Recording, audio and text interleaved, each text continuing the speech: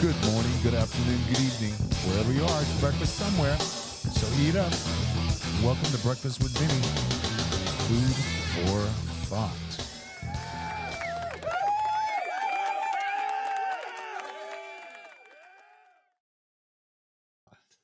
Billy, how you doing?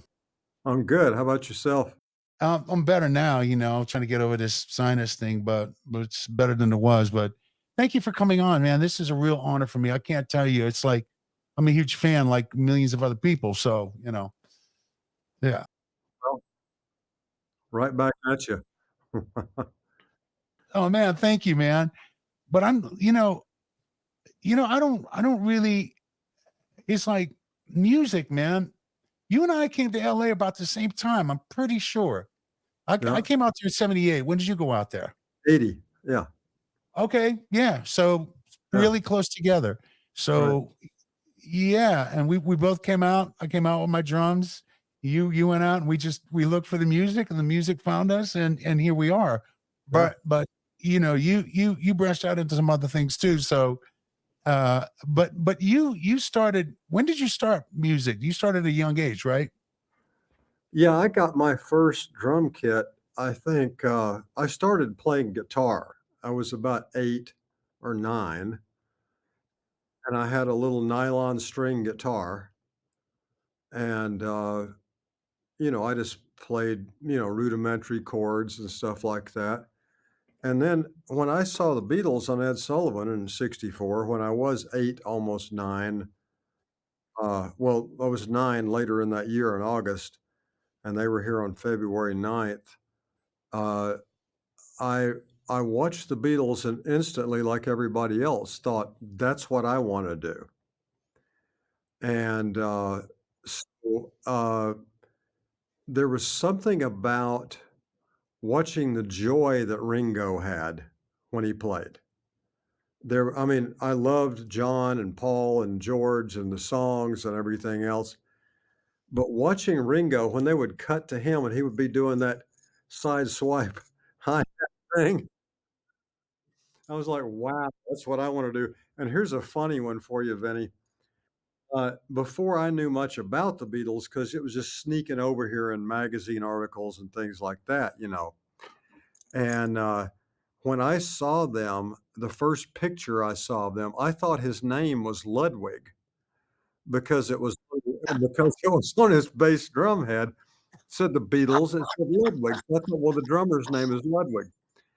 At that time, I didn't know what a Ludwig drum kit was, a lack of that one. And, then, very quickly I learned, who they all were, and we all went nuts, and we all started bands. So by the time I was 9 and 10, I was playing in bands, and the first band I was in, we didn't have any instruments. I think, well, we had the one guitar.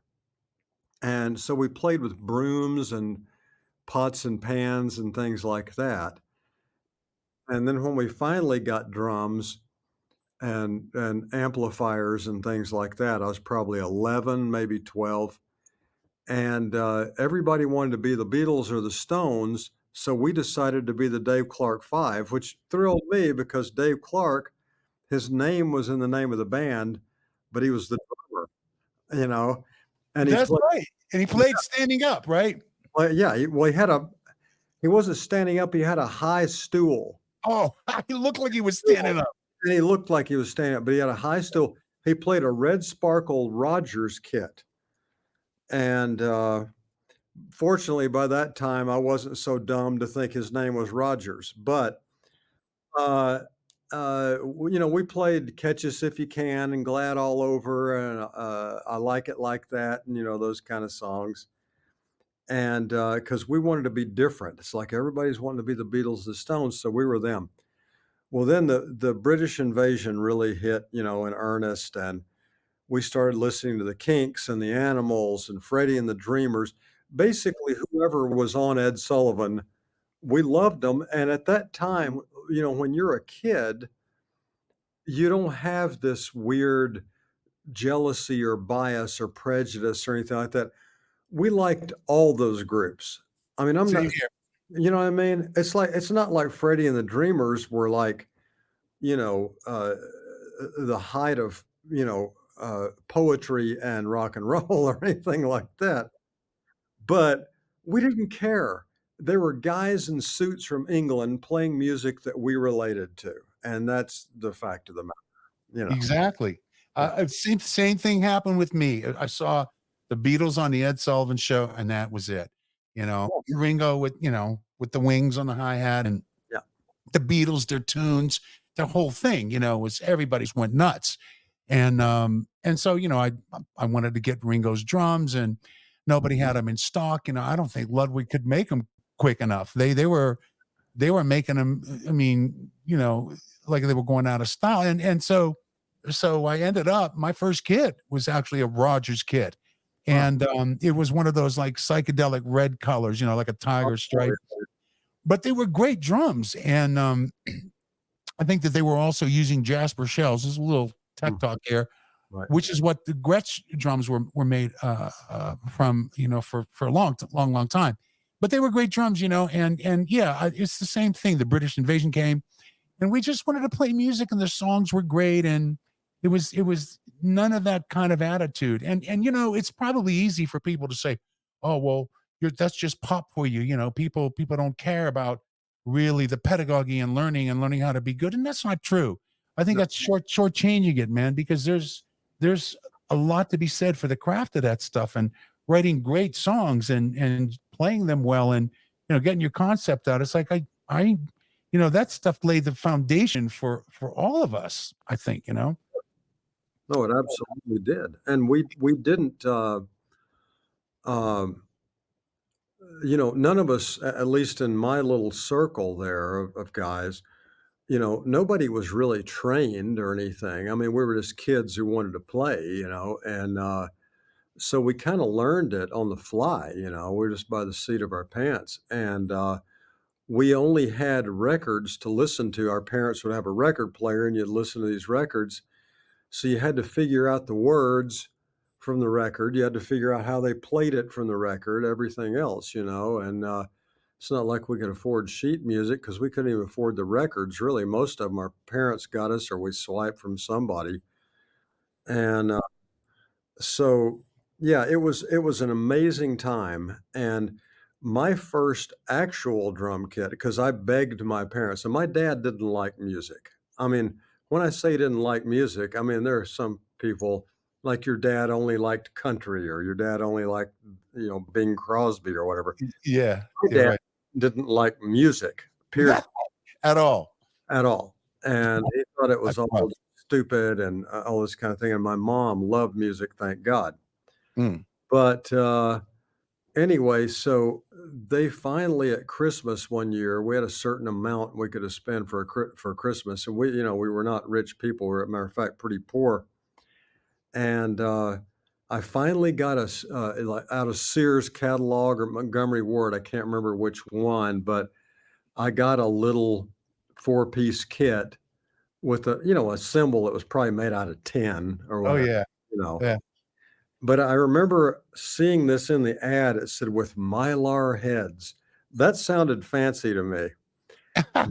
Yeah, and the kids that were modeling the drums, they were, Right. like, standing behind the drums with their hands all the way out, and, the drums are really far apart just Oh, to make yeah. them look like an action Oh, figure. for sure. They were like on a sitcom when the actors stand there all in a row and talk to each other. The drums are all Yeah, exactly. set up like that, and, I don't think I can play them in that configuration, but one way or the other, I got those little drums, and they had, like, a foil wrap on them, which, of course, started disintegrating instantly, and I broke the bass drum head pretty quickly, and, um, so eventually, when I was in junior high school, I was probably 13 or 14, there was a kid named Don Clements who was, a pitcher, and I was a pitcher. We played little league against each other and then Babe Ruth league and into high school and everything, and 'cause I was a baseball player also, and, all I ever wanted to do was pitch for the St. Louis Cardinals or be a rock and roll star. That's all I had interest in. So, um, anyway, we used to have these, all these bands around town, And in my little town in Arkansas, there were a lot of bands for a town of 9 or 10,000 people, and everybody was into music, and so, uh, we used to go by guys' houses when we were little kids and watch the guys in senior high school rehearsing, and we wanted to be them. We thought they were like the Beatles. And Don Same Clem thing with me. Yeah. Oh, yeah. I mean, the local guys who were Yeah. older were like heroes, right? Oh, yeah, big time. And, Don Clements was selling his drum kit, and it was a red sparkle Ludwig kit. It was a four-piece kit, but it only had a ride cymbal. So I really learned to play without a hi-hat. I only had a ride cymbal, Okay. and a Wow. hi-hat was like, some kind of sort of, outer space shit to me. I don't know. Wow, I've seen those things. They go up and down, and, so I begged my parents for it, and I think they paid $100, which at the time was a lot of money, but, to their credit, they let me have those drums, and that was my first actual drum kit. And, I learned, most of what I learned to really play, and this was in the days when, Mhm. now I've got this Ludwig kit here now. I'm a Ludwig guy, and they made this kit for me, which is essentially a Ringo kit, only it's a different it's olive and blue rather than the black and silver, oyster shell. And, but I also have 2 floor toms. I've got an 18-inch floor also, so it's actually a five-piece kit, but, um, I've got a Ludwig Superphonic, which is on there now, which is what I use in the studio, as well as a Black Beauty. But in those days, remember the snare drum had the same sparkle wrap that the rest of the kit had, Sure, the wood ones, yeah. right? And so Absolutely. that first kit I had was all everything, including snare, was all red sparkle, yeah. That's amazing, and some of those wood snares were amazing too. I was, just talking to a friend of mine just the other day about, this engineer buddy of mine. I was at his studio, and he said, "Look at this drum," and he held it up, and he had this Rogers, sparkled old Rogers drum from the '60s, and, snare drum, and he said, "I found this in a garbage can."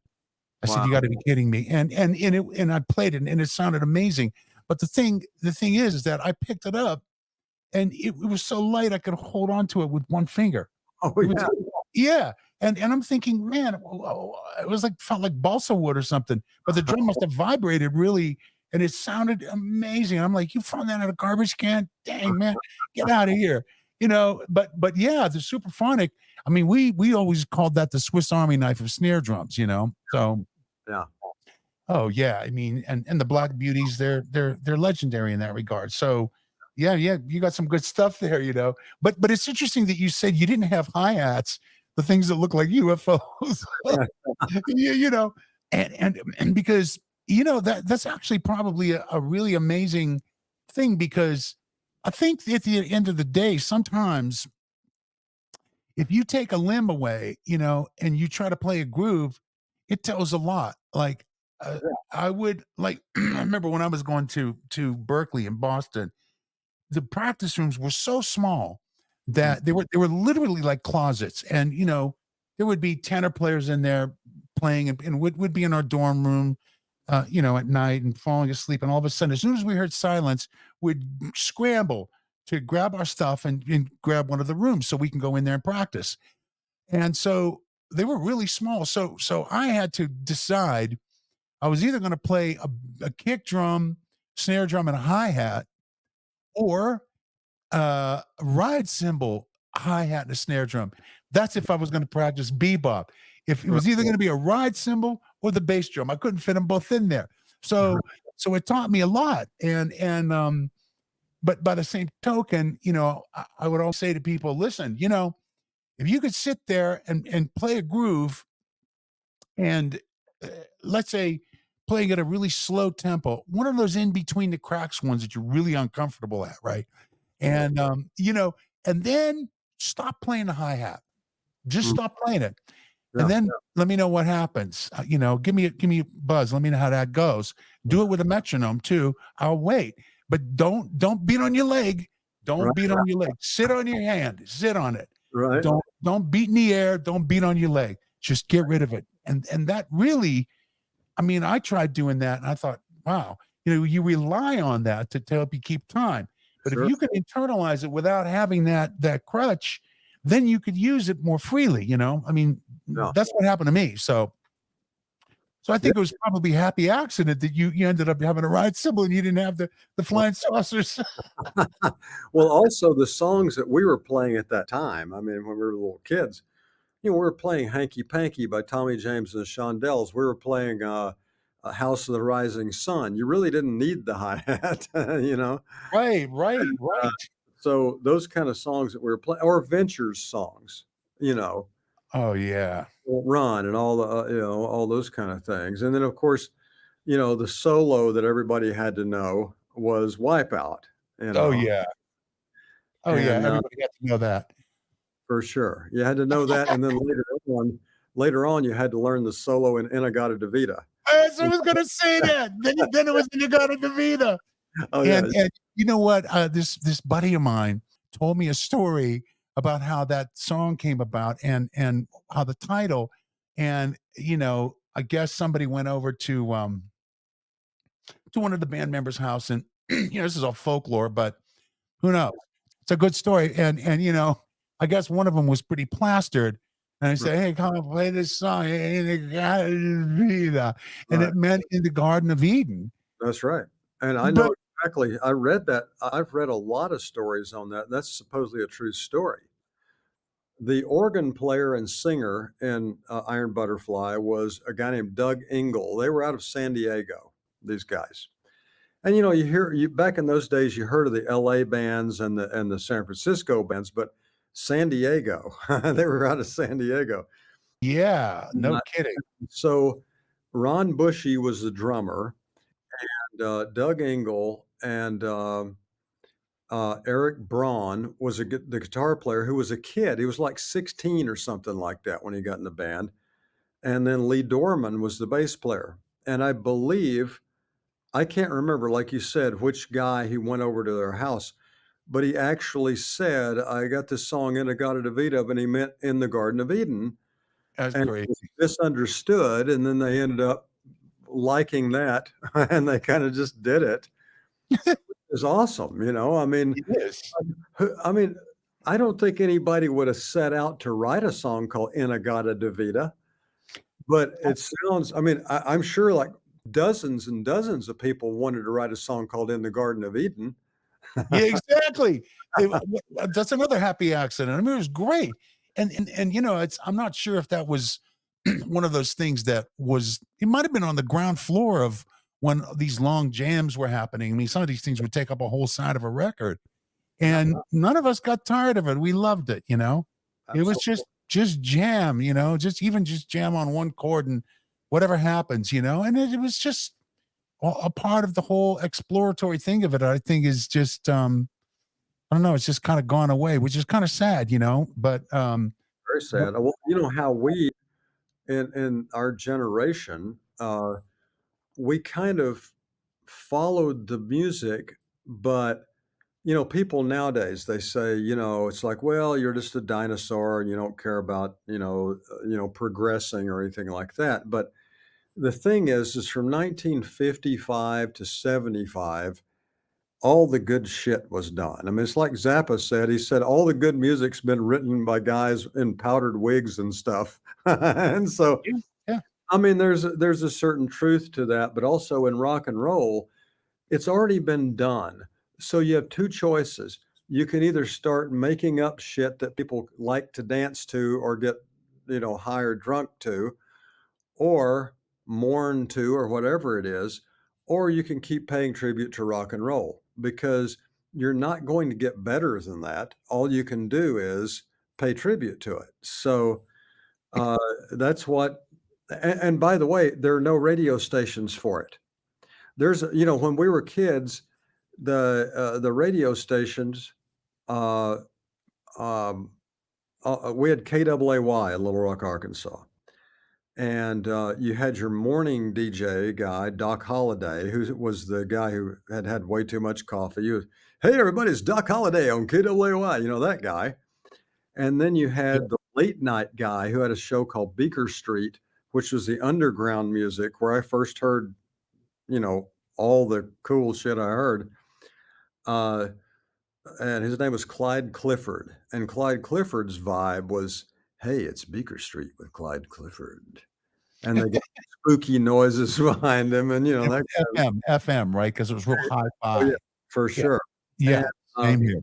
so, you know, we had that, but James Taylor and Black Sabbath were on the same radio station, and now they have Great. 75,000 stations, and so now James Taylor is on the old guy soft romantic song channel, Yeah.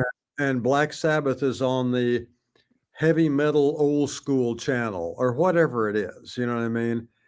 And what we had was all rock and roll. I don't give a shit if it was like Bread or Ted Nugent. It was on the same radio station, you know, and it was all rock Yeah. and roll. Yeah, and people got everything. They got everything. They didn't compartmentalize it, No, and have to think that it was just one thing or the other. And in the concert promoters, I mean, this was even before my time, but I heard about this, from people firsthand that they were just, like, the Byrds and Buffy St. Marie and then Miles Davis, yeah, and the Mahavishnu Orchestra and I don't know, Creedence Clearwater. We're all in the same bill, and they would just throw stuff and let it stick. And people just sat there and went, yeah, cool. They just took it in. They didn't already have a bias. They didn't already have this thing where they no, thought, oh, no, I have to go to this state. It wasn't, none of that existed. And I'm not sure why it even had to exist, but yeah, I remember that too. And, you're talking about dinosaurs and no, that's baloney. It's quality because yeah, of these course. kids, man, even today, I see kids that are 15 walking around with AC/DC and Black Sabbath shirts, and they listen to it. They So do. it's a testimony to the staying power of that stuff. Well, you know what I find, Vinny, is that it's not the old guys like us or even the 50-year-olds or whatever, and it's not the kids in their teens and their 20s. The kids in their teens and 20s are listening to the stuff we listen to, like you said. It's sort of that part between 30s to mid 30s through mid to late 40s that kind of don't pay much attention to it. I mean, at least that's what I've found.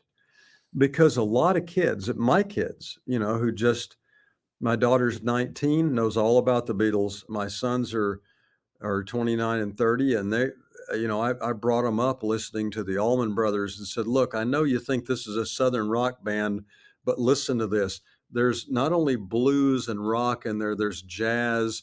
Listen to Dickie Betts play on In Memory of Elizabeth There's Reed." no shade, exactly. I'm saying, and so, And Johanny Johansson, oh, absolutely. I mean, he's like two, a jazz drummer. yeah.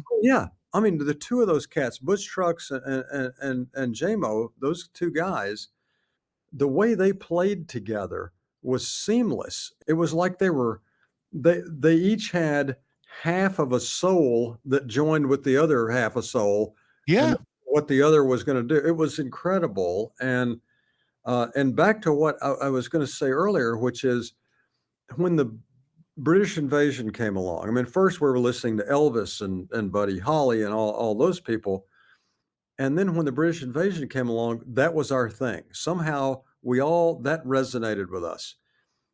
And then the Beatles started to grow into something else. The next thing you know, when they were doing like, getting into pot and acid and things like that, and the next thing you know, they're doing a day in the life and all this. And then as the Beatles grew, we went with them. But it wasn't it wasn't a new thing. I want to hold your hand and a day in the life have a link together. It was like the same band and you knew it, you could hear it. yep. And so then as the Beatles grew, we grew. And then Uh, in 66 and 67, when it turned from, and I think 67 in particular, when rock and roll changed to rock. And then all of a sudden we're listening to Deep Purple and Traffic and Cream and, you know, all these people. And I'm listening at 11 and 12 years old to Beefheart and the Mothers of Invention and the Bonzo Dog Band out of England and, you know, this kind of stuff. And here I am, a little fucking buck-toothed kid with black glasses in Arkansas, listening to Captain Beefheart and the Bonzo Dog Band and the Mothers of Invention. Because we saw something that was beyond where we were. You know, we thought, wow, there's another world out there, and we'd kind of like to be part of it. So we were all driven to where we are. These days, we're given who we are. And that's my sort of poetry on that part. Well, that's very profound. That's a powerful statement right there. That's a T-shirt, you know. But it's true. It's true. And you know, you're talking about growing with the Beatles and stuff. It's because you know we artists we sort of stayed with them and their progress. It was sort of like they'd come out with a record and then they'd come out with another record, and it didn't render the first record obsolete. It was just another chapter in their story, and then the next record, and it didn't render the first 2 records obsolete. It was like just a building upon, and we followed that, and we grew with it, and we just became part of that lifespan, and now it's like, you know, give me the hook in 10 seconds or we're out of here, and, you know, it better not be more than 3 minutes, and all these elements are getting stripped away as well, like, just just elements of melody, elements of harmony, and the rhythm, you know, it's auto tune and just real grid oriented and yeah, I mean, big difference. And you know, and as far as that goes, there goes the stories with it. You know, there went the stories, and I think you guys, to me, sound like that. You know, you're encapsulating these stories and you know condensing them in the lyrics that you have. You know, and I think we've lost touch with just I don't know storytelling by and large in that regard. I mean, does that make sense? Completely. Mean, it's, you know, we have forgotten the story. I mean, you look back, see, the thing about it is, and with the Box Masters, we have a lot of songs that just sound like songs that are based on our love of the pop rock of the 60s. But if you listen to the lyrics, sometimes they're very heavy. And like the song Kicks by Paul Revere and the Raiders. I mean, it's about, you know, trying to tell this girl, you can't keep doing this dope. It ain't good for you. I mean, this was in 66 or so. I Yeah, mean, you know what I mean? It's like it was pretty heavy in a 2.5 minute pop song, and we can do that. It's possible yeah, to make a record that, because now, I mean, they're not gonna listen to us play a song that lasts the whole side of an album. First of all, they're only streaming anyway, but, you know, you can make a 3.5 minute song that does tell a story. And I talk to my buddy Dwight Yoakam about this all the time about lazy songwriting. I mean, people are out there rhyming, you know, pillow with love and stuff like that. And it's like, you know, I mean, I don't think, you know, Keats and those guys really appreciate it as poetry, but one way or the other, uh, you know, when these things were going on, you know, when we were following these bands along, the thing about it is it didn't change to another social thing. Now you can be, I mean, I won't name any names because I don't believe in that. I don't like to put people down, you know, publicly or anything. So it's just, you know, it's not worth it. It's not fair to them because God bless them. Whatever they get, I'm all for them.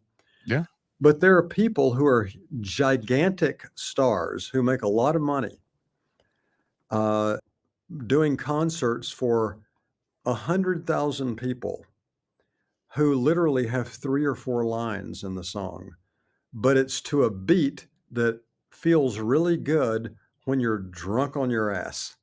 So, exactly. it's not that we didn't do drugs or alcohol when we would I mean, I would, take acid and listen to Pink Floyd and Gentle Giant and Mhm.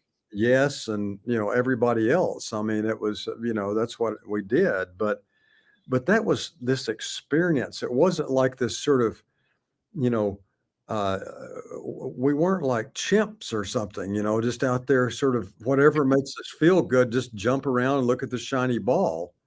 It was there Yeah, was some thought into it yeah, and by the way, we I mean, at the risk of sounding like the old guy who's putting this down, we came up when it was invented. exactly. I got your back on that, man. You know what I mean? It's like we were That's there, we saw it happen, and then and here's my goal in my life, and I wanna get you and other people involved to try to lobby someone at corporations. uh, if you notice, there are country stations of various types. There are hip hop stations, rap stations of various types, pop stations. How many rock and roll stations are there where you can play new music on there? There aren't any. So, I mean, they have a few independent, stations, like called indie rock or whatever. And that's fine. That's good. I'm glad they are. But if any of these bands, there are a lot of bands like, for instance, let's say, Bad Company, REO Speedwagon, and Foreigner, bands like that. To make a living now, they have to all 3 play together and go and they can't sell out even an amphitheater, let alone a coliseum now, unless they make it 3 bands on the bill, and that's where they make their money and they sell their records in these concerts and all that. They're not selling records. no. Well, And, nobody I mean, in a sense, right. yeah. But they're not even selling on streaming because nobody cares about all the rock bands are on stations called classic rock. So if you listen to the classic rock stations, these are not new songs. These No. are these are songs that were and not only that, they're the most popular songs the band had. That's all they play. It's Yeah. like if you hear ZZ Top, it's LaGrange or Tush, one or the other. Maybe Yes Man, or something. If you hear Boston, it's like More Than a Feeling. It's like whoever it is, you're gonna hear whatever their hits were, their biggest hits, on a classic rock station, and there's nowhere and there's still rock and roll bands around. I mean, Boxmasters are around. I mean, whether you like us or not, we're a rock and roll band, and we're touring, and we're making records with vinyl and CDs, and we love our fans, and we have a great cult following, but they can't just turn on the radio and listen to us, they have to buy our records at the shows or on the website or stream it or whatever. And Yeah. since we're not social media guys, we're, people get like 500 billion followers or whatever. We got like, I don't know, 7,000. I mean, Uh, it's, because we don't do it really. it's a weird phenomenon now, yeah, and the whole idea of getting that many followers, and it just like, if I look and see what gets 10 million views, it's like somebody in one corner of the screen reacting and commenting on stupid things people do in a mall, stuff like that. And I'm thinking, okay, that's where we are culturally. That's where we are now. It is. And not only that, but radio stations breaking a band or with airplay, and forget about the fact that PL Payola was involved. Okay, look, there's just been hanky panky in whenever the model has changed. You just, meet the new boss, same as the old boss, right? I mean, Yeah, some things never change. But the point is that you could break a band, and the whole thing was to get to buy records and then back to tour. And I'm sorry, man, but I'll jump on the old boomer bandwagon here and say, I don't think this new model is necessarily better. There's a hierarchy in social media too, and even though there are opportunities, and people say, "Oh, well, you just don't know what they are, and you don't know how to get them." And I'm like, look, please, I'm not an idiot. I'm not technically illiterate. I've been into this stuff since the first Macs came out and the little TV screens, and right. I just kept in it just because it's become a part of our way of life. But it's just part of the. I think that as the shift happened and people stopped paying for music, and then it became this free for all, where we've gone beyond Andy Warhol's thing of everyone will be famous for 15 minutes. Yeah, we're way past that.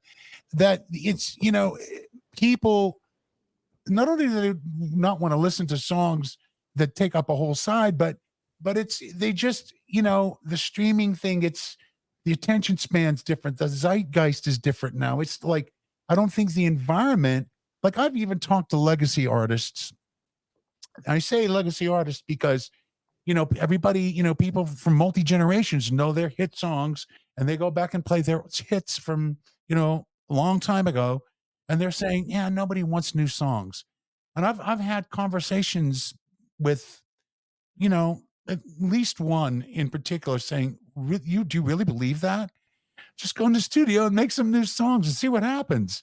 You Uh, know, I mean, why don't you just do it instead of thinking that your fans don't want any new songs? And there are people who do want them, and and well, I think so too. Yeah.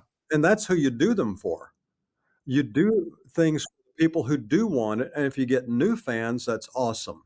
If other people come along, that's great, but there are people who want it, and I just wish they would, start to have a couple of radio stations where you could play rock and roll. And by the way, one thing about the old days, which was awesome, was that which doesn't happen anymore. Now they take somebody and they go, "Oh, wow, she or he is 21 and they're really pretty. We'll make them a pop star." And you can. Uh, Yep. you kinda had to have something back then in order to become one. And it wasn't as easy to create someone because there wasn't a lot of hijinks you could pull to make them seem like they were a pop star. And we also the record labels in those days, they were guys who they were almost like Louis Mayer at MGM. They were like, big cigar chewing dudes, who they didn't really know what this stuff was, but they had a few kids that worked for them and they said, "Hey, do people like these kids?" "Yeah, they do." "Ah, sign them up." Exactly. Then what happened was you would have some of the famous bands that we grew up listening to. You don't know this at the time because you just like everything. You don't love rock and roll, so you listen to them. But then you find out later how many of those bands that we loved got bad reviews, didn't sell records, and the label, they would have 3 or 4 albums come out and wouldn't get dropped from the label. And then all of a sudden, their 5th record becomes a gigantic hit and they become whoever it is, Jethro Tull or whoever it was. And and now, if your first thing doesn't happen, you're done. You know? You're toast. Exactly. They would develop people back then, and they would believe in them and cross collateralize things, and so therefore it wasn't like, oh, we're going to lose money if this guy doesn't make it on his first record. Right. And it happened where Hendrix went to England and then became famous in America and et cetera, et cetera, et cetera. But it's true, absolutely. I mean, going back to what you said before about people, I remember going to this concert once, and it was like an 80s concert. Somebody invited me, and there were like 3 or 4 80s bands on the bill. And what struck me as soon as I walked in, it was at this place, Universal Amphitheater. It doesn't exist anymore. They tore it down. It was a great place. And so I go in there, and the first thing that struck me was that on with every one of these bands, the audience was at least 3 generations, and they were all doing this. Yeah. And it was like, there were kids that they didn't know who these people were when the bands were new. They just thought, oh, it's got a good beat, and yeah, I kind of like this, and they just, you know what I mean. So it's kind of like, I think that there's a bit of this whole thing that there comes a new crop of executives that come in and say, no, we got to make this fresh, we got to modernize it, whatever that means. It's like, who are you trying to kid? You're just putting a different bow tie on it. It's all the same shit. It's like I remember once hearing like 180 beats per minute when I was in England once, and it was just like Right. And I'm thinking, who named that? It's just fast, sped up boogaloo. So some guy probably thought, "I'm gonna call it 180 BPM. I'm gonna name it that." It's Right. like a dog peeing on a tree, you know what I mean? Yeah. Like, I gotta put my thing on it to make, so it's some original. And he just took the drum machine and just sped it up is all you did, and it's Yeah. just a boogaloo beat, you know what I mean? But not getting, off track here, it just makes me think that people will just respond to stuff. They respond to stuff viscerally, and we don't need eggheads to tell us what's good and what isn't. Just let the artists put their stuff out there. Yeah. Just let them do it, and just, let it see if it sticks. People will respond, Yeah. and market it. Market it as, I think people have a hard time marketing stuff now because it's like a free for all. There's no more gatekeepers, you know? No, for sure. And we don't even know what's real anymore because I mean, honestly, when I used to, when I was growing up and I would buy a live album by somebody, the reason I bought the live album is because I wanted to hear what they sounded like live. Yeah, You know, exactly. that's not Right. and I didn't buy it to hear the same fucking studio record they made. It's like, and this is not only on the records or streaming or whatever, it's even in the performances, live performances. It's like, what you got another band behind the stage plus a guy running a machine and stuff like this. I mean, believe me, I mean, love us or hate us, if we screw up live, you'll hear it. You know? Yeah, and it'll be an honest screw up and you'll own it. Right? And the Who thing about cares? it is, I wanted to hear the lead guitar player do a different solo than he did on the record, you know? Right. Yeah, and if Uh, he's struggling, great. You're gonna get in there absolutely. with his struggle, man.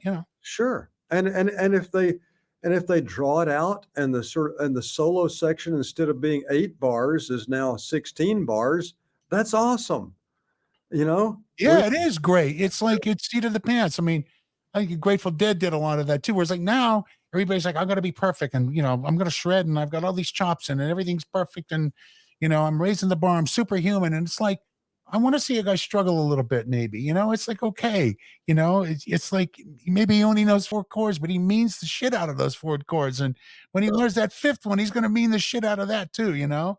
absolutely. You know what I mean? It's like I don't and I mean, I've been in a lot of musical situations as a performer, and I'm saying this because I just see this the focus is changing into this whole thing where it's like, yeah, everybody's got chops now. It's like, okay, well, what about content? What about and I'm not saying that you can't have chops and have content because I remember I did the same thing. I went to see all those bands live when they came out, and I loved them. Yes, Emerson, Lake and Palmer, all those guys, Led Zeppelin, and okay, but the thing is, they were servicing the songs, man. They were servicing the music. Just being some kind of virtuosic robot wasn't their priority. It was about the song, Yeah. playing the freaking song. Well, there was no way that Robert Plant could do a whole show and sing the way it was on those records. He was Mm, gonna sing them to the best of his ability live, I mean, because that was some crazy shit they did. And, oh yeah, Eddie Kramer did some awesome shit in the studio, I'm sure, but it was just it was only using echo chambers and tape loops and things like this that they would do in those days. It wasn't just like literally going out on the street and saying, "Hey, come here a minute, honey, you're hot, and so are you, dude. Come here. You're gonna be a pop star, and here's how it's gonna happen." And they don't even have to show up. I mean, I've been in recording studios where the artist never came by except for maybe one night for a couple hours. We l we stay in the studio when we're recording a record, we start at noon, we're here till 1 o'clock in the morning. We love to be in here. I mean, I can't imagine being an artist who comes in and gives you a sample of my voice or my guitar player or drum player, whatever it is, and then I leave and you guys make the record. I mean, the whole point is that we want to be, what's missing to me, Vinny, is a community. I think what happened is if you notice, if you look at any of these award shows, which to me these days are just stupid, all of them in any form of media, medium, but, we're missing a band. We're missing people in bands, and if you see these award shows, it's all individual artists. I mean, you see the odd band here and there. I mean, you see them. It's not like they've disappeared, but for the most part, you don't see 5 people come out there with a stack of gear playing songs live in front of an audience. You see an individual pop star with one of those little microphone deals that comes around off your ear here on your mouth, out on a marble stage with no gear, and I was a roadie, when I was in my late teens, early 20s. I worked for some pretty big bands as a roadie. I had and I was like a, 140-pound, long-haired, skinny hippie lifting, Altec Lansing cabinets, Voice of the Theaters and stuff. Oh, yeah, and you would have 16 to 30 or 40 of these damn things on each side of the stage, and giant trusses with lights and stuff and, like, stacks of amplifiers, and when we went to those shows, that was part of the show. Now you're looking at one person in the middle of a marble stage with a little microphone, and you don't even know if they're singing, and you don't know where the music's coming from, and, it's not rock, and what we wanted was we wanted rock and roll because we wanted 3 or 4 other guys or gals to be with us and be a team of people Yeah, working toward the same thing, and we wanted to feel like we were that. We wanted to be the Rolling Stones or the Beatles or the Kinks or the Animals sure. or whoever it was. Yeah. And that camaraderie and that fellowship that you have with your bandmates, and to get in the studio and stay in there for hours till you can't even play anymore, to go out on the road together. I mean, we have one bus. There are 10 of us on one bus, and people say, "Why don't you fly?" Or it's like, "Why? I'm just a guy in this band. I wanna be with those guys. Yeah, It'd be it's a hell of a lot easier to just fly from Huntsville, Alabama to Nashville. Why don't you do that?" It's like, "'Cause I wanna be on the bus with my buddies who I've been with for years. That's why." I'm with you 1,000%. Yeah. 1,000%. I've done the same thing, and it's we have a bunch of laughs and just Yeah. the whole thing. Everybody gets to know each other. It's just there's nothing like it, man. I agree. The community, and there has been a kind of a conspicuous, diminishing of bands in that regard. But I'm hopeful that there might be a turnaround. And I'll tell you what, I think this whole AI thing is going to get so nuts that I mean, we already don't know what's real and what isn't real, but I think that the one thing that could happen that I'm hopeful for is um that you know it'll get so nuts and people not knowing what's real and what isn't real that they'll probably want to go and see live gigs just so they can go, oh, there's a real humans up there, man. They're actual people. I can almost touch them, and yeah, I heard the guy doing a sound check, and he went on his guitar, and the sound came out of the amp, and the guy hit the drum, and then the sound emerged. And it's like, yeah, it'll be this whole thing again where it may be novel and it may sort of, incite this thing to happen because if you rely on any other kind of media, nobody's going to know what's real.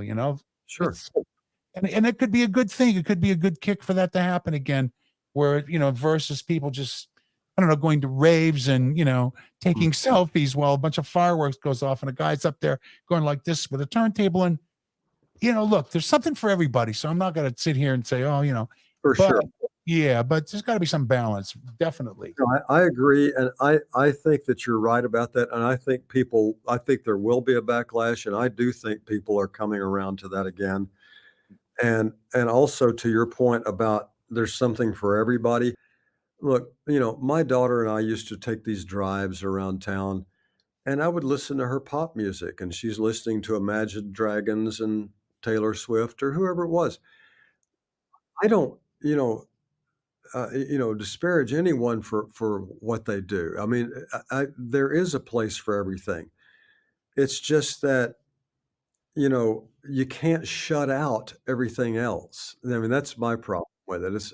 It's like there's room for everybody. So let's let rock and roll be a thing again, is all I'm saying. I mean, without having to go out and see like tribute acts to Pink Floyd or somebody. It's like it's like let's get a format for everybody to be involved. And it's I saw some kind of thing. I don't.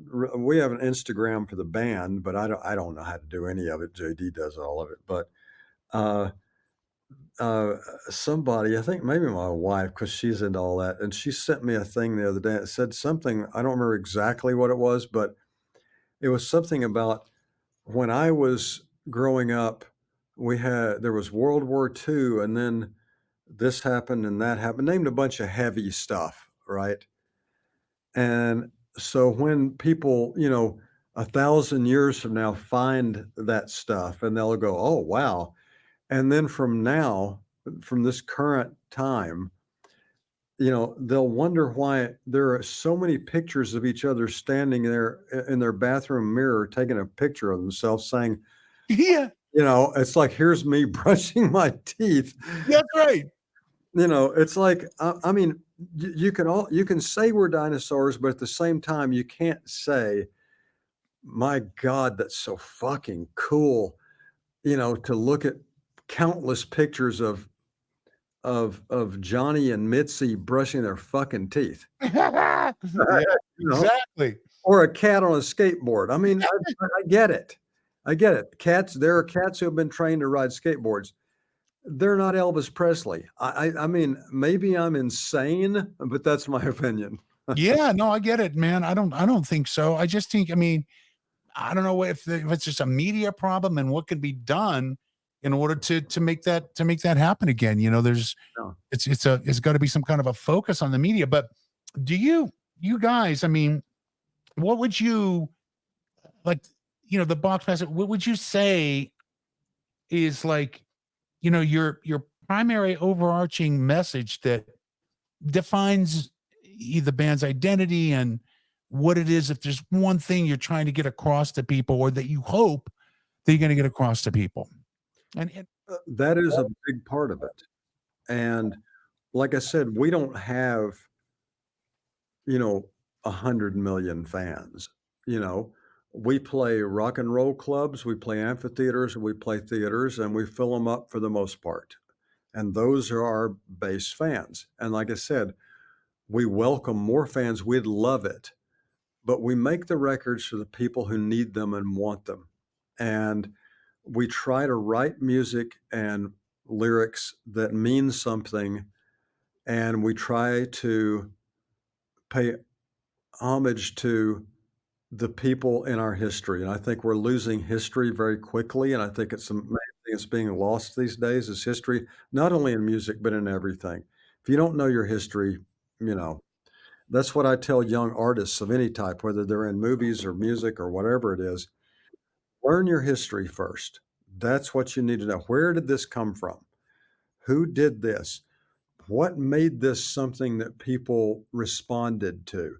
And so maybe Chuck Berry can't play guitar like, say, Steve Vai or somebody or Slash or whoever it is, but uh, they listened to him and it made them want to play it.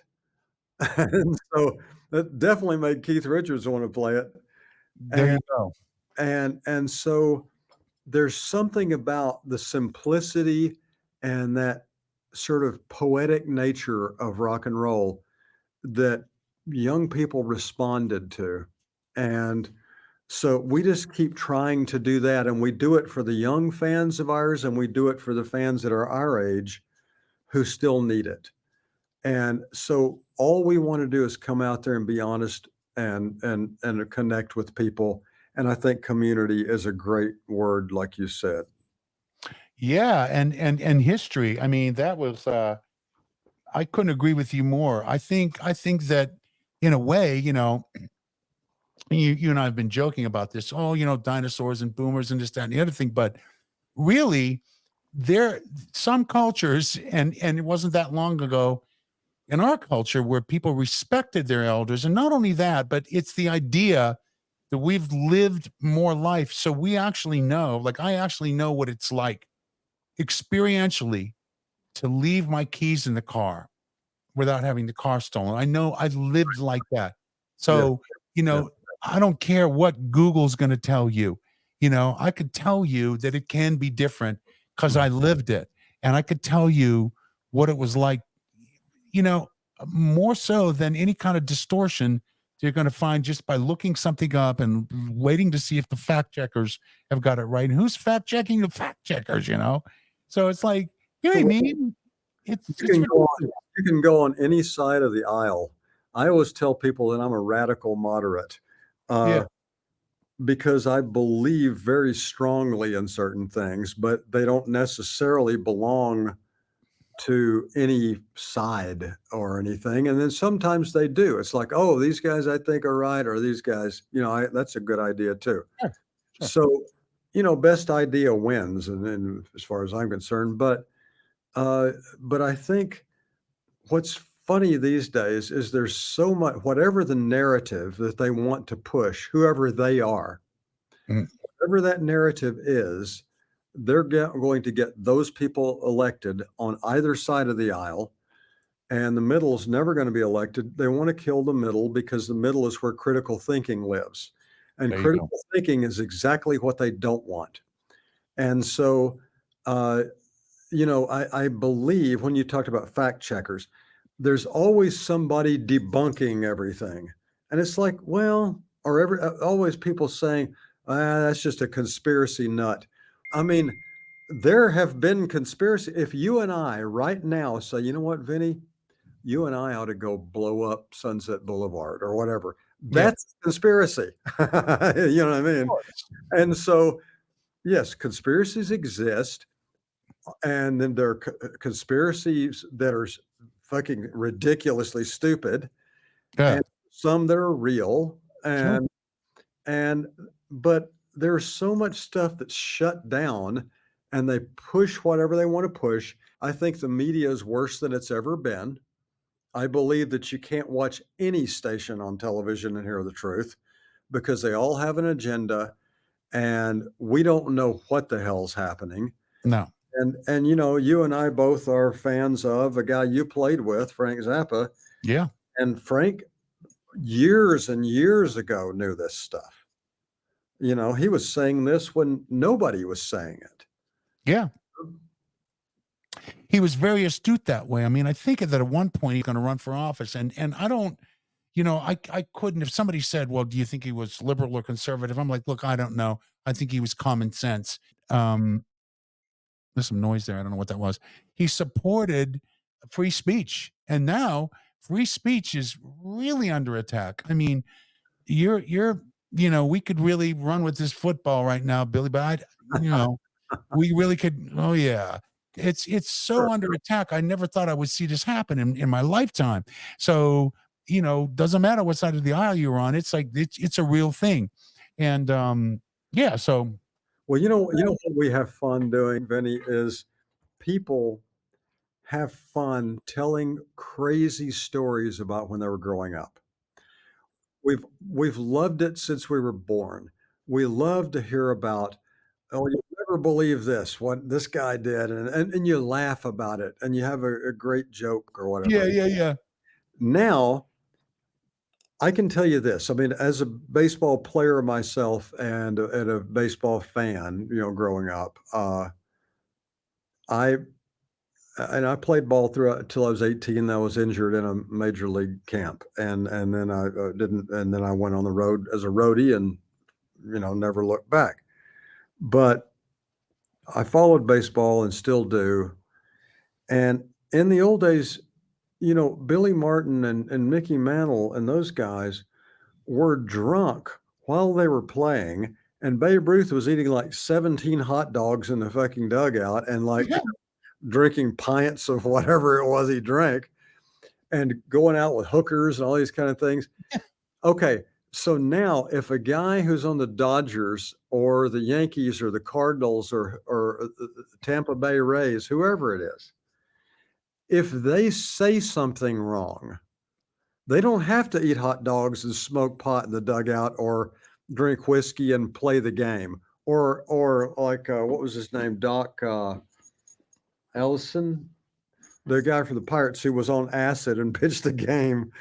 Uh, but now they can say the wrong word or phrase or the wrong opinion in an interview, and the next thing you know, they're traded or gone or not on their social media thing. So the fact that you can actually ruin someone's life because they expressed an opinion is really sad. It's out of control. I mean, it's just wrong. Wrong on all levels. It's kind of criminal, really. I mean, in my opinion, and I'm all for being a freedom fighter and just fighting back against it as much as possible. And and I think that in the U.S. we have we could do that. This is the last chance Texaco, man. I keep saying it over and over. I mean, we can do it because we have state sovereignty. We have the 10th Amendment. We have, protective measures. It's like if there's too much overreach and we got enough people in enough states with enough balls to say, nah, stand up. No, we ain't playing that, bro. Yeah. Then, it can be arrested. So that's really what it is. But man, you hit the nail on the head and then some. But back to you guys. You guys are getting ready to go on the road, Mm. like real soon, right? Very soon. We actually the guys get into town. JD and I are the only guys here in LA. Mhm. Everybody else is from Florida and one guy from Tennessee. And they all get here day after tomorrow. And we go through November 4th. The last show's in San Diego. We're going all over the US and Canada. Most Western Canada. We got 5 shows in Canada, sort of Vancouver through Winnipeg there and Edmonton and yeah. Yeah, and we did Europe last year, which was great. And Mm. so yeah, we're getting ready to go on tour. We just finished up a new record, which I sent you a copy of, which is not even mixed or mastered. It's called Pepper Tree Hill. It's which is the name of the studio. Yeah, That's and great. I mean, for not being mixed and mastered, it sounds amazing. And thank you for that. well, that's up to JD there. JD's isn't it amazing when your partner in the band, like he and I started the band together. There were 5 of us on stage. Mhm. JD and I started this together 18 years ago with the Boxmasters, and before that, I was doing solo records and tours, and JD worked for me a little bit on that. And when we formed this thing, I was like, "How lucky am I that the other guy who started this band with me is a world class engineer?" And so our rhythm guitar player is the engineer, and so there's no middleman, and we produce our own stuff for the most part. I mean, Jeff Emmerich, the Beatles engineer, Yeah. Jeff produced one record on us, and then he passed away. Mm. He would probably still be doing it now, on our records, but Amazing. he was awesome. And but one way or the other, yeah, we go on tour, and then when we get back, then I got to fly all over the place to do press for a thing, and then 2 or 3 months off. My daughter goes off to Cal Poly, and I'm going to be with her for part of her first semester, and Great. then I go to Texas for 5 more months, and then we do another tour next summer and make another record. So it's kind of a full life for an old guy, you know. No, it's great. And that whole cycle of, making a record and then going out and touring it and I'd love to be able to see you guys too, man. I really would. So, We'd love for you too, man. yeah, It would be awesome, and hopefully, like I said, we mainly play theaters, amphitheaters, and big rock clubs. But in LA, we always play a small show. And the reason we play a small show, it's either the Troubadour, the Canyon Club, or the Mint. And the reason we do that is because here we know everybody. and everybody wants a comp. We can't give it to them because they only give you 12 or 14 of them, and that's taken up with the family. Yep. So I if we know play a I know small, that song. we just have to say it would be like the remember the baked potato when people go over there, it's like, "Yeah, you just go to the baked potato." Yeah, yeah, exactly. Oh, man, I played many a times in that place, but yeah, it's sort of like I'd be on the road, and all of a sudden, here I am coming back to LA, I'm gonna play somewhere like the Hollywood Bowl, and all of a sudden, the phone calls would come in, and I'd call them the "Hey man" calls, right? Because Right. it was always like, "Hey man, been a minute." So, yeah, yeah, like 9 Yeah, years, it's been a minute, you yeah. know? Yeah, I'm still alive, and, yeah, so you're playing and there you go. Well, The of course. Haymans. Well, Yeah. we're doing the Mint on November 3rd this year. We played there several times before. It's on November 3rd at the Mint, and it only holds like 300 people. It's But great. but it's awesome because we don't get a chance to do that very often, Yeah. and it reminds you of when you were coming up playing places, and it's always fun there. We always have a great time there Yeah. or any of those, Canyon Club, all of them. Oh, yeah, they're great places, man. I mean, these small clubs, they're kinda like the musicians' version of the theater, I guess, in a way, Yeah, but, like you're talking about amphitheaters and theaters, those are my favorite venues because 'cause they're just big enough, yeah, but you're still in touch with the audience. You could still feel them. absolutely. Yeah, but they're not out of control, and, otherwise it's like, There sometimes, these shows get so big, it's yeah. like pissing into the wind? Oh, for sure. The 1,500 to 3,500 seat theaters, those are awesome, Yeah, and and they sound great too, right? they sound amazing. They always have the best facilities. They're terrific. Audiences are very receptive, and you can always get them up and make them act like it's a club anyway, they want to, and, uh, Yeah, but when we've played in front of 100,000 people before at festivals and different things like that or opening for somebody. yeah. And people say, "Well, don't you get nervous in front of that many people?" It's like, "Well, no, we can't see them." I mean, that's when you're the least nervous. You're Yeah, you're the most nervous when there's 250 people there and they can all see you, you know? yeah, exactly, exactly. So, man, I'll be looking forward to this and the new record. What's the new record called again, Billy? The one we're touring with is called Love and Hate in Desperate Places. But the new one that's not out yet. Oh, that's called Pepper Tree Hill, and that'll be our record next year. Yeah, Great, man. We'll all be looking forward to that too. Well, Billy, thank you so, so much, man. This has been a real kick doing this. And man, I felt like we could go on for hours because there's so much to talk about. And it's just great to get into all this with you. So maybe who knows? Maybe there'll be a part two? for sure. I'm available and would love to talk to you anytime. Yeah, same here. All All right. right, Billy, you guys take care and thank you so much for being on. Thank you so much for having me on. All Appreciate right. it. All All right. right. Thanks for listening. Stay tuned for the next episode of Breakfast with Vinny.